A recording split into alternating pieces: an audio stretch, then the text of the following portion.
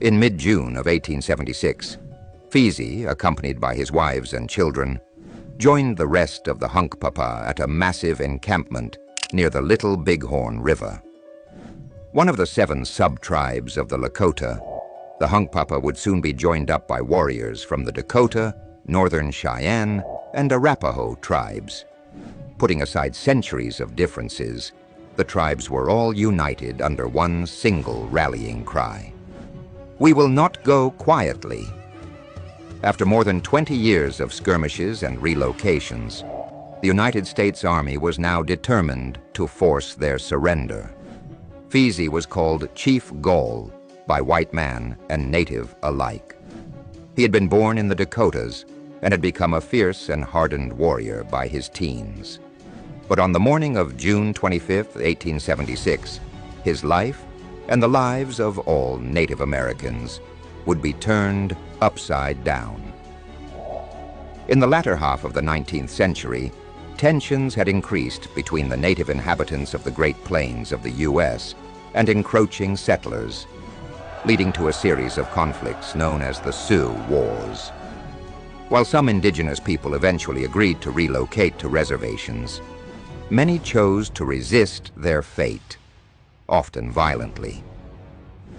This put them at odds with the westward moving U.S. military, settlers, and even other tribes, some of which had signed treaties with the U.S. government, serving as scouts and translators. The United States 7th Cavalry was created just after the American Civil War, and many of its men were hardened veterans.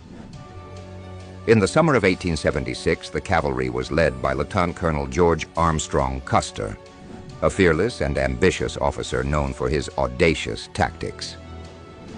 To the military men of his day, Custer's golden hair and flamboyant style were as famous as the reckless courage that had seen the 36-year-old become a legendary battlefield commander despite his young age. Custer was just one part of a much larger force operating in the Dakotas, Wyoming, and Montana.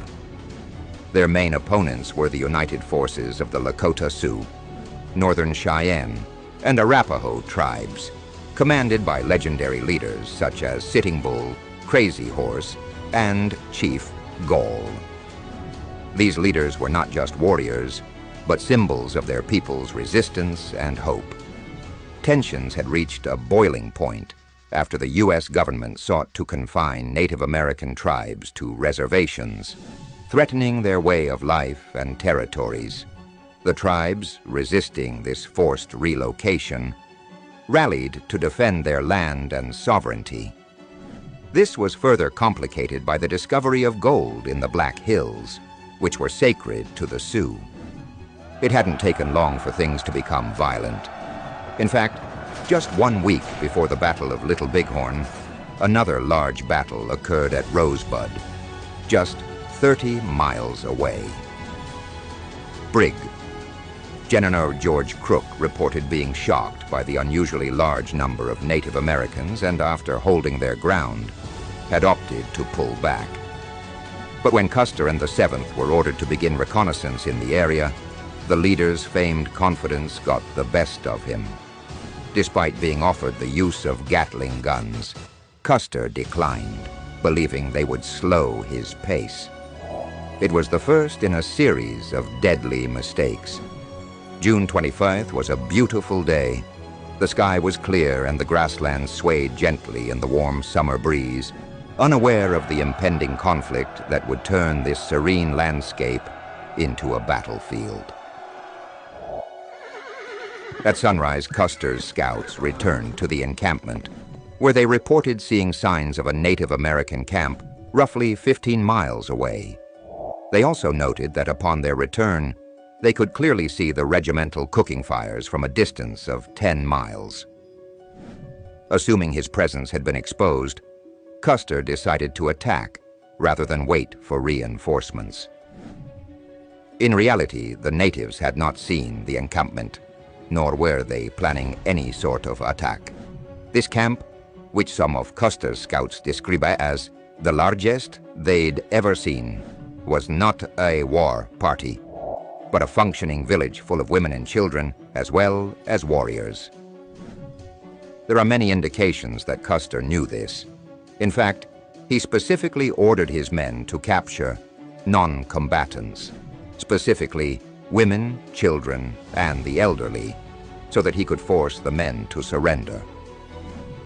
In the coming hours, he split his forces into 3 battalions, each of which would play their own part in surrounding and surprising the encampment. But as he led his men into the valley, Custer's plan quickly unraveled. The sight that greeted Custer's men was far larger than anticipated. A vast Native American camp boasting thousands of teepees. But there was no turning back now. Each battalion had their commands. As the military swept into the village, the Native American warriors, well prepared and significantly outnumbering Custer's 600 men, launched a coordinated counterattack. The battle raged with intense ferocity as warriors on horseback, armed with rifles and traditional weapons, quickly overwhelmed the 7th Cavalry. Gunfire and war cries filled the air as the once peaceful valley became a scene of chaos and bloodshed. In contrast to Custer's overconfidence, Crazy Horse's bold leadership inspired his warriors to fight with unparalleled determination. His tactical brilliance, combined with the spiritual guidance of Sitting Bull, who had prophesied the defeat of the U.S. Army, united the tribes in a way that Custer's forces simply could not. Before long, he and his men found themselves surrounded on a ridge that today is known as Last Stand Hill. Though the soldiers of the 7th Cavalry fought valiantly, they were hopelessly outnumbered. The relentless assault by the Native American warriors left no chance for escape or to call for reinforcements. Bullets whizzed through the air, and the clash of steel and cries of the wounded echoed across the ridge, until finally, everything was silent again. The Battle of Little Bighorn ended with a decisive victory for the Native American forces, resulting in the complete annihilation of Custer and his battalion. In total, the aftermath saw approximately 268 U.S. soldiers killed and dozens more wounded.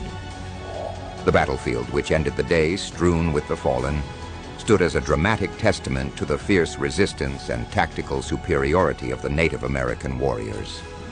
But while the victory was a significant moment for the Native resistance, it also marked the beginning of an intensified military campaign by the U.S. government, which now seemed even more determined to subdue the Native American tribes. As for Custer, his body would be found with 2 gunshot wounds, one to his left chest and another to his left temple. And though Chief Gall survived, the initial attack by Major Marcus Reno had resulted in the death of his 2 wives and several children. Years later, on January 3, 1881, Gall and some 200 villagers would surrender at Fort Buford, Dakota Territory. In the years that followed, he became a farmer, converted to Christianity, and even served as a judge on the Court of Indian Affairs.